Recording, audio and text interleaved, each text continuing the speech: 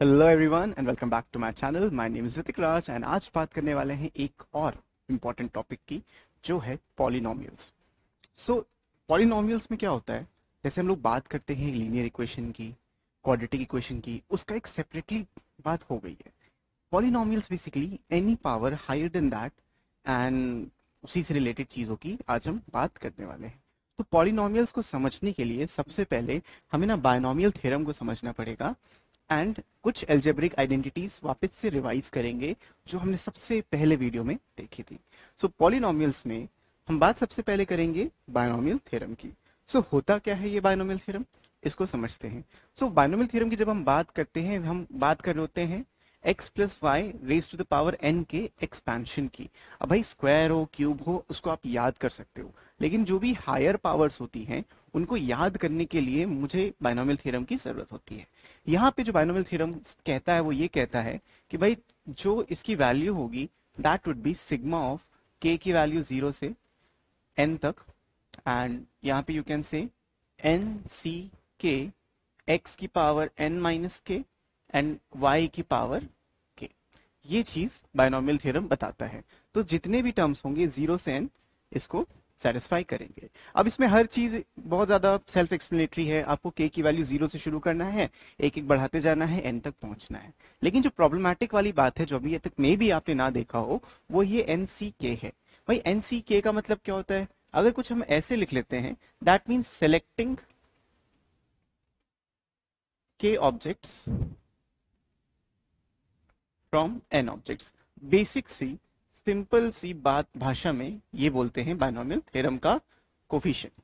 तो कोफिशिएंट में ये कॉम्बिनेशन का हम यहाँ पे यूज करते हैं, और कॉम्बिनेशन में बेसिकली हम के ऑब्जेक्ट्स को सिलेक्ट करते हैं एन ऑब्जेक्ट्स में से। Make sense? आसान है कि नहीं?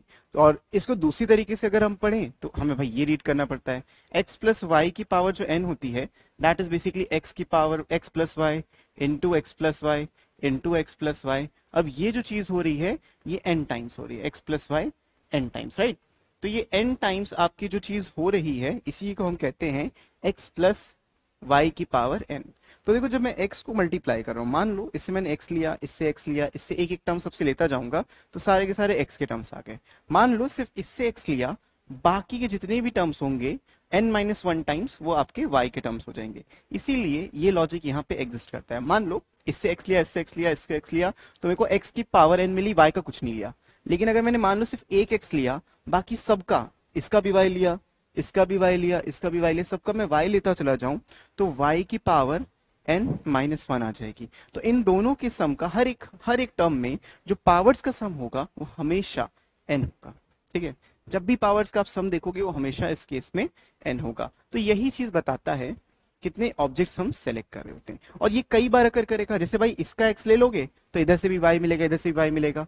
तो कितना हमें क्या लेना है वो हमें ये एन सी के बताता है। सिलेक्टिंग के ऑब्जेक्ट मतलब एक्स को कितनी बार ले रहे हो, मान लो आप लोगे एक बार, तो एन में से एक बार, तो वो एन सी वन हो जाएगा। तो इस लॉजिक से हम किसी भी एक्सपेंशन, कोई भी एक्सपेंशन निकाल सकते हैं। Make sense? तो इसको मैं थोड़ा सा और डिटेल्ड में आपको समझा देता हूं। तो अगर आपके पास कभी भी लिखा है एक्स प्लस वाई की पावर एन, इसको मैंने अभी डिनोट किया के की वैल्यू 0 से n तक, और यहाँ पे लिखा एन सी के और x की power n minus k, and that will be y की पावर k। कुछ इस तरीके का ये सिनेरियो बन रहा है। दैट सिंपली मीन्स मेरे को 0 से शुरू करना है, तो n सी 0, x की पावर n माइनस 0 जो n रहेगा, और y की पावर 0 हो जाएगी, प्लस में n सी 1, x की पावर n माइनस वन। तो देखो जहां जहां k था उसमें मैं एक, जहां पे ये जो रख रहा हूँ सबस्क्रिप्ट में, वहीं पे k को वैल्यू को रिप्लेस कर रहा हूँ। n हर जगह सेम है। यहाँ पे y की पावर 1 हो जाएगा, प्लस में nc2 x की power n minus two and y का स्क्वायर। तो ये इस तरीके से चलता जाता है। ये कहां तक चलेगा भाई, ये कहां तक जाएगा? ये तब तक आपको लिखना है जब तक आप नहीं पहुंच जाते ncn x की पावर 0 और y की पावर n तक। तो हर एक टर्म में नोटिस करो, जो भी मेरे वेरिएबल्स हैं उनकी जो पावर है उसका सम हमेशा n आ रहा है।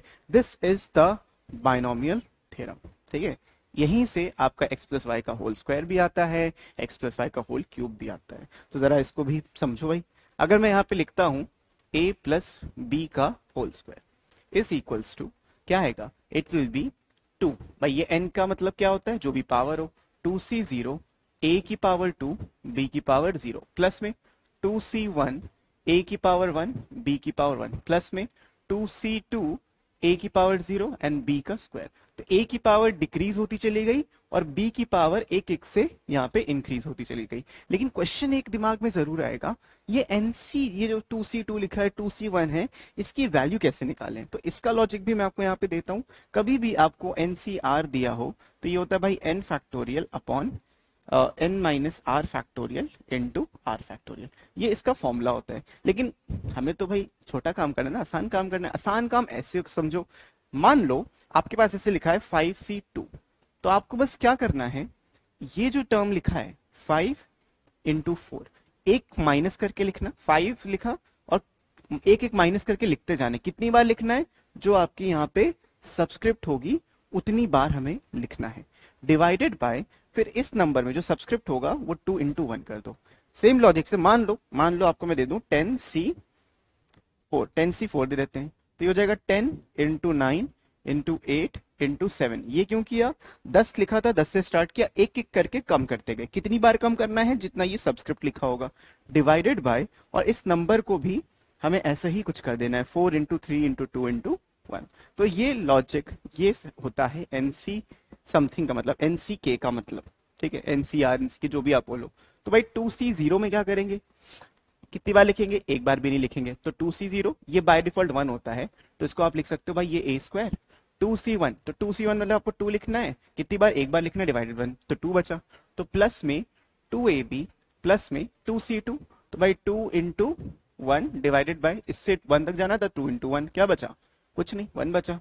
तो प्लस में b स्क्वायर, तो ये आपका पूरा का पूरा एक्सपेंशन आ जाता है, ठीक है, a प्लस बी का होल स्क्वायर।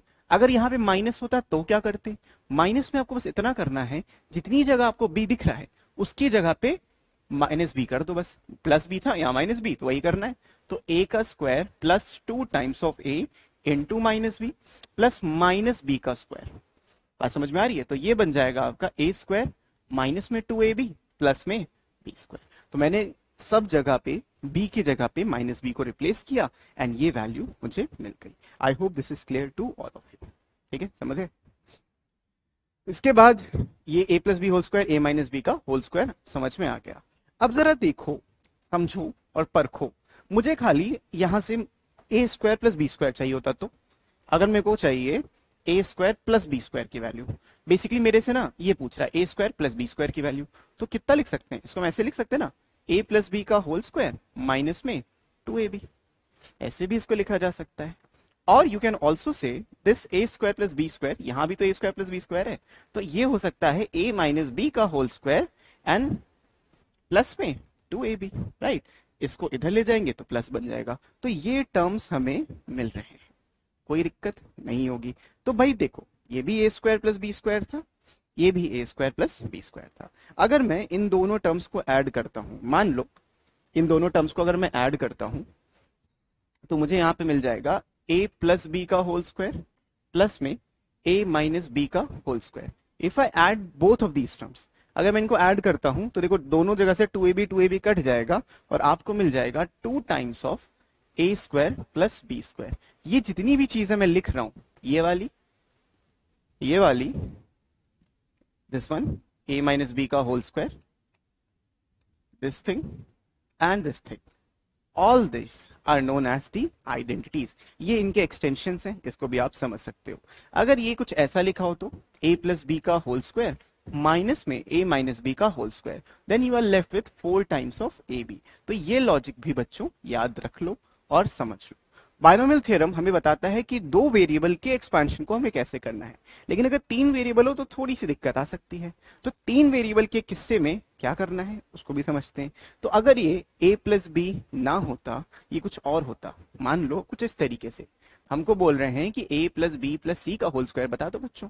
तो देखो a plus b plus c का होल स्क्वायर, चलते हैं ओल्ड स्कूल मेथड पे। So what is the old school method? Old school method is कि भाई a प्लस बी प्लस सी में हमें a प्लस बी प्लस सी को मल्टीप्लाई करना है, ये है ओल्ड स्कूल मेथड। तो आप इसको जब मल्टीप्लाई करोगे, so what you will get, देखो भाई ये a इन तीनों से मल्टीप्लाई होगा, तुम्हें मिलेगा a square plus ab plus ac, a square plus a b plus c. अब ये बी क्या होगा, ये भी तीनों से मल्टीप्लाई होगा, तो दिस बिकम्स ए बी, फिर से भाई बी ए लिखो ए बी लिखो सेम बात है, मैं बी ए ही लिख दे रहा हूँ, b a plus b square plus b c. अब इस सी को लेके तीनों से मल्टीप्लाई कर दो, तो सी ए प्लस सी बी प्लस में सी स्क्वायर। तो अगर मैं इसको लाइक टर्म्स को साथ में ले लूं तो ये बन जाएगा, देखो a square plus b square plus c square. तो ए स्क्वायर आ गया, बी स्क्वायर आ गया, सी स्क्वायर आ गया। ए बी देखो, ए बी इधर भी है और इधर भी है, तो प्लस में 2 टाइम्स ऑफ ए बी मिल जाएगा। फिर बी सी इधर भी है, बी सी इधर भी है, तो प्लस में 2 टाइम्स ऑफ बी सी भी आ गया। फिर प्लस में ए सी एंड ए सी, तो प्लस में 2 टाइम्स ऑफ ए सी लिखो चाहे सी ए लिखो। ये होती है identity for a plus b plus c का होल स्क्वायर की आइडेंटिटी। ठीक है, सो प्रॉब्लम कहाँ आएगी, प्रॉब्लम अगेन वही आएगी, अगर नेगेटिव हो गया सर तो क्या होगा। तो ये करना है, तो जहां जहां नेगेटिव दिख रहा है उसकी जगह पे माइनस सी कर दो, मतलब जिसके साथ भी नेगेटिव है। मान लो मैं माइनस सी ले लेता हूँ इसका होल स्क्वायर, तो जहां जहां सी दिख रहा है उसकी जगह पे माइनस सी करने का।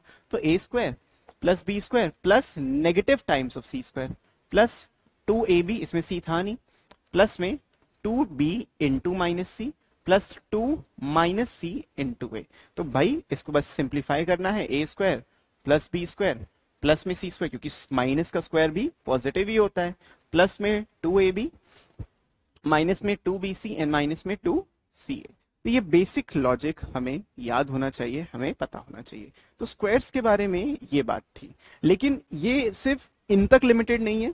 अगर आपका ऐसा भी टर्म आता है कभी कि x प्लस 1/x का होल स्क्वायर करने का, तो भाई इसको भी आप स्क्वायर कर सकते हो, क्या बनेगा x square plus 1/x square plus 2ab होता है, तो 2 इंटू एक्स इंटू 1/x, ये एक दूसरे के रेसिप्रोकल हो जाते हैं। तो ऐसे लिखोगे ना 2x इंटू 1/x, तो ये x से x कैंसिल हो जाएगा और सिर्फ आपके पास इतना बच जाएगा। So you are left with x square plus 1/x square plus में 2। ये एक्सपेंशन होता है x प्लस 1/x के होल स्क्वायर का। You can treat it like an identity, ये एक आइडेंटिटी है और इसको आपको एज इट इज ही ट्रीट करना है। इसके बारे में हम इनइक्वालिटी में भी बहुत कुछ पढ़ने वाले हैं, क्योंकि इनइक्वालिटी अपने आप में ही बहुत वास्ट टॉपिक है। तो x माइनस 1/x का होल स्क्वायर करोगे तो आपको मिलेगा x square plus 1/x square, वही करना था, प्लस जहां पे 1/x है माइनस 1/x रखने का, तो ये तो प्लस हो जाएगा, लेकिन जब यहां रखोगे तो ये -2 मिल जाएगा। Again this is an identity, ये भी क्या कहलाएगी, ये भी एक आइडेंटिटी कहलाएगी। तो ये दो आइडेंटिटीज हमें मिलेंगी, ये सेम लॉजिक पे वर्क करती हैं जो a प्लस बी के होल स्क्वायर पे वर्क कर रही थी। ठीक है, आइडेंटिटी समझ में आया, एक्सपेंशन समझ में आया, पॉलिनोमियल अच्छे से क्लियर हो रहा होगा। तो पॉलिनोमियल की ही बात करते हुए अब बात कर लेते हैं क्यूब्स की, है ना, क्यूब्स भी तो होते हैं।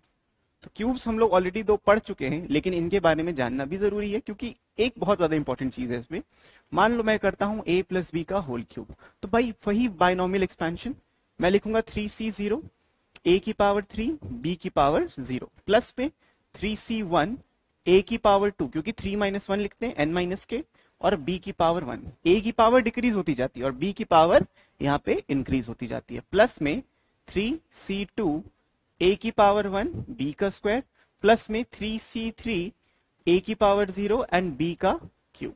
सो अगर इसको वापस से सॉल्व करने आओगे तो एनीथिंग c0 इज ऑलवेज 1, तो ये मिल जाएगा आपको a का क्यूब प्लस में 3a स्क्वायर b प्लस में 3ab का स्क्वायर प्लस में ये हो जाएगा b का क्यूब। ये जो c का टर्म है इसको और डिटेल में हम समझेंगे कॉम्बिनेशन करते हुए। सो कॉम्बिनेशन जब करोगे, परम्यूटेशन कॉम्बिनेशन, एकदम मस्त तरीके से ये चीज क्लियर होगी। बाय द वे ये था आपके a प्लस बी के होल क्यूब का expansion. Another way of writing this a plus b के होल क्यूब को हम ऐसे भी लिख सकते हैं, a प्लस बी का whole cube can also be written as, भाई देखो a क्यूब प्लस b का क्यूब प्लस में 3 टाइम्स ऑफ ab, इन दोनों में मैं 3ab कॉमन ले सकता हूं, इससे बच गया a और इससे एक बच गया b, तो ये टर्म आ जाएगा। तो a माइनस बी के होल क्यूब को भी आप ऐसे सॉर्ट कर सकते हो, b की जगह पे नेगेटिव b रखने का। जब आपने b की जगह नेगेटिव b रखा तो a क्यूब यहाँ पे आ जाएगा माइनस का b क्यूब, यहाँ पे भी माइनस b है तो माइनस में 3ab और यहाँ पे भी a माइनस b। तो जितने भी पॉजिटिव साइंस थे सारे के सारे नेगेटिव में कन्वर्ट हो जाते हैं। आई होप आपको ये चीजें बहुत ही अच्छे से क्लियर हो रही होंगी, क्योंकि ये बहुत ही ज्यादा इंपॉर्टेंट है। ठीक है, आगे बढ़ते हैं। जैसे मैंने a square plus b square को निकाला, तो क्या sir a cube plus b cube को निकाल सकते हैं? बिल्कुल निकाल सकते हैं। Let's derive that let's first derive that and then understand the direct solution. So अगर मैं आपसे ये पूछूं कि what is the value of a cube plus b cube in the factorise form and the same thing goes for a cube minus B cube, तो क्या होगा इन दोनों का फैक्टराइज फॉर्म। बेसिकली आपसे ये चीज पूछ रहे हैं तो इसको उठा के लेफ्ट में ले जाना है, जब ये पूछेंगे तो इसको उठा के राइट में ले जाते हैं, साइन चेंज हो जाता है, इतना याद रख लेना भाई, इधर उधर जाता है तो साइन चेंज हो जाता है। तो भाई यहाँ पे देखो ये लिखा है ए क्यूब प्लस बी क्यूब हमसे पूछा है, तो let's make that the subject. कोई अच्छा कलर ले लेते हैं, ऑरेंज का काम करते हैं। ए क्यूब प्लस बी क्यूब, ठीक है, इसको ले आए। इधर लेफ्ट में था मेरे पास ए प्लस बी का होल क्यूब, और इधर आएगा तो माइनस में 3 टाइम्स ऑफ ए बी, और यहाँ पे भी ए प्लस बी ही आ रहा है, देख रहे हो। तो जब मैं इसको इधर ले गया तो नेगेटिव साइन के साथ ये वैल्यू मिल गई। सो दिस वैल्यू इन दोनों में ए प्लस बी मैं कॉमन ले सकता हूं। जब मैंने कॉमन लिया तो यहाँ पे a प्लस बी का होल स्क्वायर बच गया, और माइनस में 3ab भी मिल गया। तो भाई ये हो जाएगा आपका a प्लस बी इंटू इसका होल स्क्वायर, जब आप ओपन करोगे तो a square plus b square plus 2ab आएगा, क्योंकि भाई प्लस बी का होल स्क्वायर था, और माइनस में 3ab ऑलरेडी मौजूद था। तो ये सिंप्लीफाई होके बेटा बनेगा a प्लस बी ब्रैकेट में ए स्क्वायर प्लस बी स्क्वायर, और 2ab minus 3ab will give me a minus का ab। Make sense. तो इसका जो फैक्टराइज वर्जन है वो ये है। इसको अगर मेरे को फैक्टराइज करके लिखना होगा तो मैं ऐसे लिखूंगा a प्लस बी ब्रैकेट में इधर a square plus b square minus का ए बी। जब इसको लिखूंगा तो यहां पे लिखोगे a minus b into a square plus b square, ये हमेशा प्लस बी स्क्वायर रहेगा, और यहाँ पे प्लस का ए बी आ जाएगा। तो वाओ व्हाट अ इक्वेशन। तो ये भी 4 आपकी मेन इक्वेशंस हैं, मेन स्ट्रीम इक्वेशंस हैं, जिनके बारे में हमें पता होना चाहिए और अच्छे से पता होना चाहिए। ऐसा नहीं कर सकते कि हवा में ले रहे हो क्या फालतू बातें, लेकिन इसको भाई अच्छे से पढ़ना, ठीक है, याद रखो। अब याद कैसे रखना है, सॉल्व करके। जितना आप सॉल्व करोगे उतना याद कर पाओगे, रटोगे तो रट तो नहीं पाओगे। मैंने इसीलिए आपको बायनोमियल एक्सपेंशन भी यहाँ पे सिखा दिया। तो भाई बायनोमियल एक्सपेंशन के बाद क्या बचता है, पावर 3 में भी कर लिया, ऐसा आपको लगेगा, लेकिन अभी पावर 3 खत्म नहीं हुआ, क्योंकि पावर 3 पे एक बहुत ही बेहतरीन क्वेश्चन बनता है। उस क्वेश्चन को जानने से पहले 3 वेरिएबल का क्यूब हमें आना जरूरी होता है। तो जिस इंपॉर्टेंट क्वेश्चन की मैं बात कर रहा हूं वहां तक हम पहुंचेंगे, लेकिन पहले ये तो समझो बंधुओं, a plus b plus c का अगर मैं होल क्यूब करता हूं तो टेक्निकली मैं कर क्या रहा हूं, मैं ये कर रहा हूं कि a प्लस बी प्लस सी को a प्लस बी प्लस सी के होल स्क्वायर से मल्टीप्लाई कर रहा हूं, ये तो कर रहा हूं। तो this will become a plus b plus c power 1 power 2 power 3 बन जाती है। तो इसको सिंप्लीफाई कर लो पहले, a square plus b square plus c square plus में 2ab प्लस में 2bc एंड प्लस में 2 टाइम्स ऑफ ca। यही तो आता है, आता है कि नहीं आता, ये हमने अभी एक्सपैंड करके सॉल्व भी किया था। तो अब जब मैं इसको मल्टीप्लाई करूंगा, देखो a से सबको मल्टीप्लाई करो, और मैं चीजों को ऑर्डर में रखता हूं ताकि प्रॉब्लम ना हो सॉर्ट करने में। तो भाई ये बनेगा a का cube a b square plus a b का स्क्वायर प्लस में ए सी का स्क्वायर प्लस में 2a स्क्वायर बी प्लस में 2abc प्लस में 2a स्क्वायर सी। ये चीज मेरे को a से इसको मल्टीप्लाई करने के बाद मिली, तो मैं इसी चीज को कंटिन्यू करता हूं, b के साथ भी सेम काम करता हूं। जब b को मैंने a स्क्वायर से मल्टीप्लाई किया मुझे मिला a स्क्वायर बी, फिर से a स्क्वायर बी प्लस में b इंटू बी का square will be a b cube, b into c का square will be a b c square plus में b into 2ab will give me a 2ab का square plus में b into 2bc will give me 2b square c plus में 2 times of abc। ठीक है, b से पूरी equation को multiply करके ये मिल गया। इसके बाद बेटा c को मल्टीप्लाई करेंगे तो we'll get a square c plus में a square c then b square c plus में c इंटू c का क्यूब आ जाएगा प्लस अगेन 2abc, बहुत ही बेहतरीन, प्लस में इधर भी 2bc square again plus and 2c square, 2ac square भी लिख सकते हो उसको। तो let's write the compiled version of this, क्योंकि इसमें कई बार ना लाइक टर्म्स आ चुके होंगे, तो उन लाइक टर्म्स को साथ में ध्यान देते हुए भी हमें सॉल्व करना पड़ेगा। तो मैं कलर चेंज कर ले रहा हूं ताकि आपको कंफ्यूजन ना हो। तो दिस विल बिकम, सबसे पहले तो a cube plus b cube plus c cube हम लिख लेते हैं, क्योंकि ये 3 तो डेफिनेटली है, a cube b cube and c cube, ये दिख रहा है। फिर देखो ए बी स्क्वायर को देखते हैं, तो ए बी स्क्वायर कितनी बार लिखा है, एक ए बी स्क्वायर इधर है, अब इसमें कहीं ए बी स्क्वायर नहीं होगा, नीचे देखते हैं, एक ए बी स्क्वायर इधर है, तो 3ab² हो गया है, और कहीं ए बी स्क्वायर है और नहीं है, तो प्लस में 3 times of a b square. तो जो ये 3 बार है तो बाकी भी 3 बार होंगे।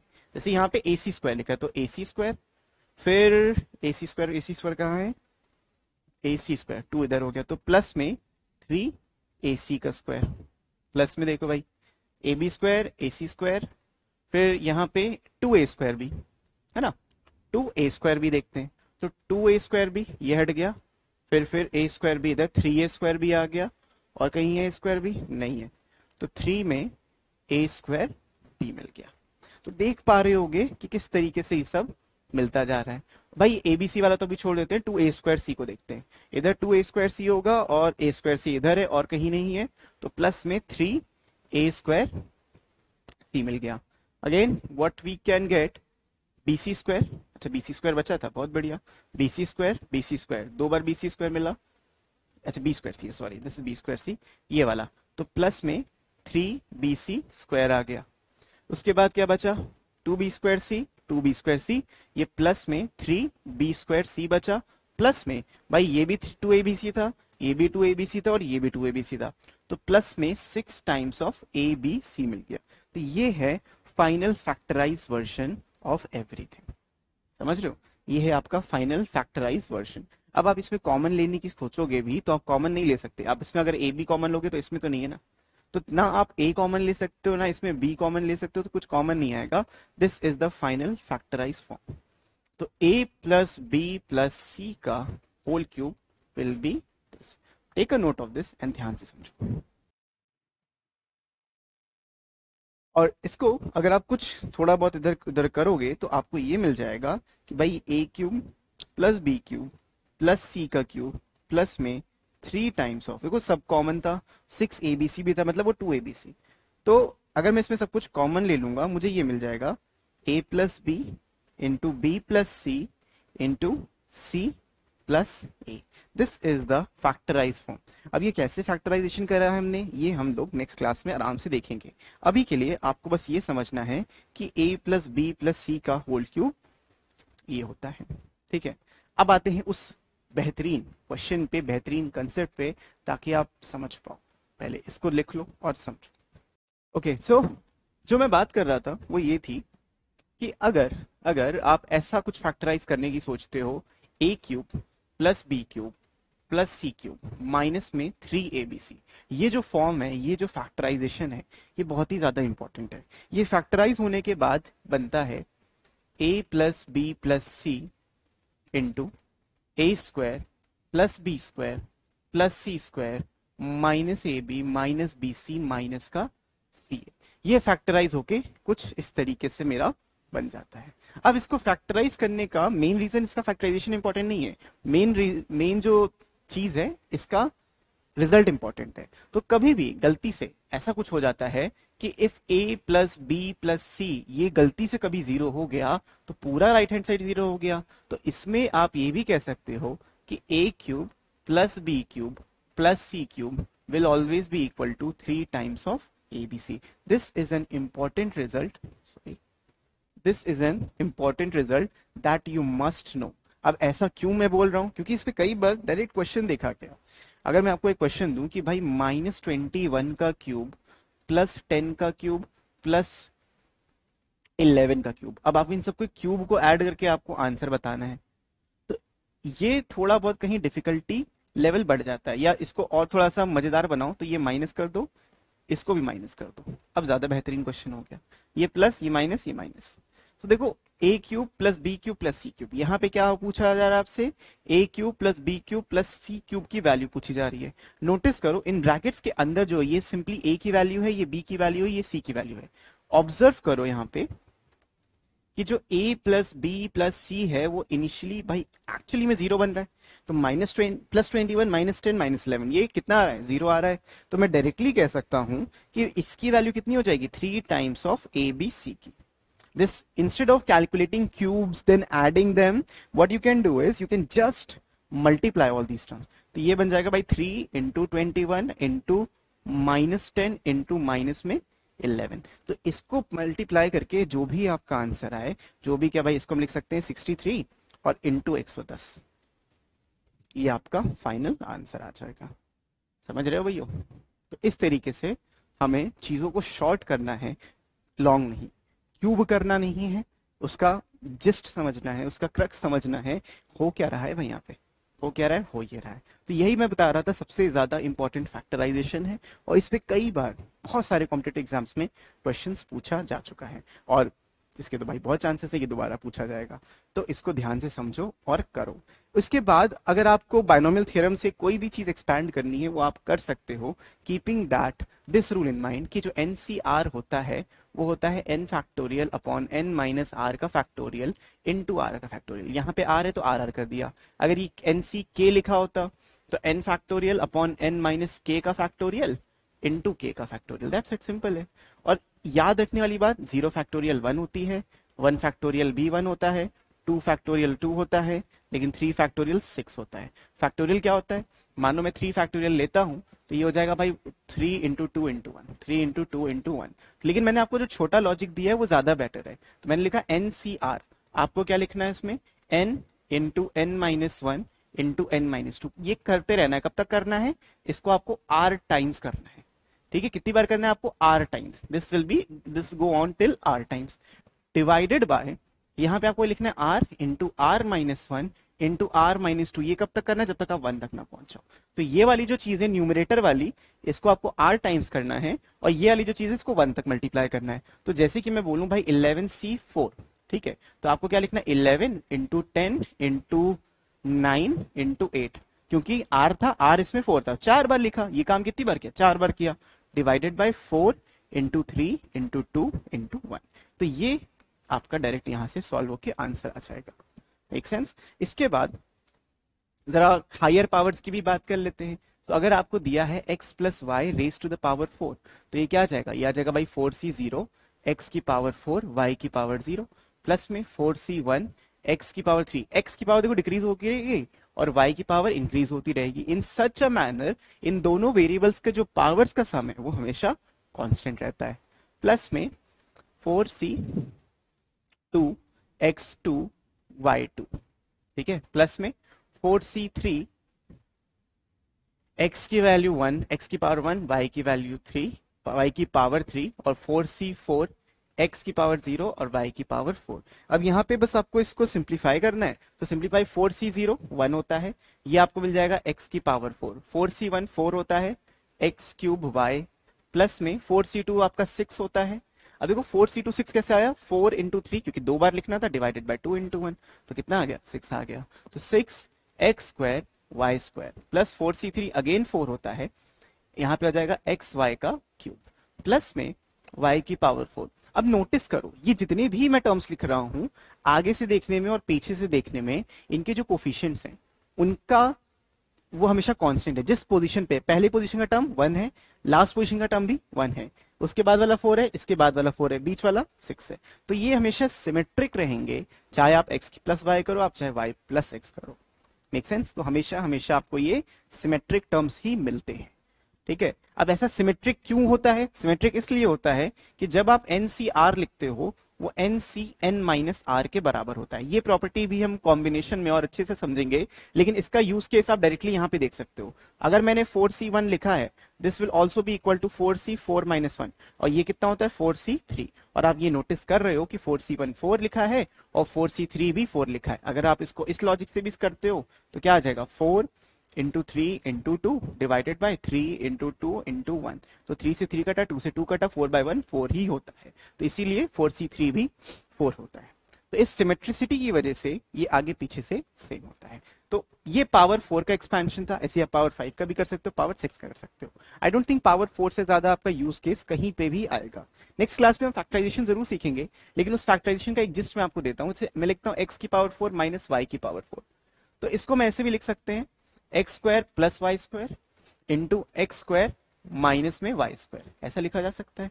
और this will be, this can't be factorise further, x square plus y square, ये बन जाएगा x minus y into x plus y. तो ये चीजें हम नेक्स्ट क्लास में सीखेंगे कि ये फैक्टराइजेशन कैसे हो रहे हैं हायर पावर्स के लिए, क्योंकि हायर पावर्स बहुत ही ज्यादा इंपॉर्टेंट हैं। और फैक्टर्स फैक्टर्स कैसे बनाते हैं, उनके रूट्स कैसे देखते हैं, इन सब चीजों की चर्चा करेंगे नेक्स्ट क्लास में।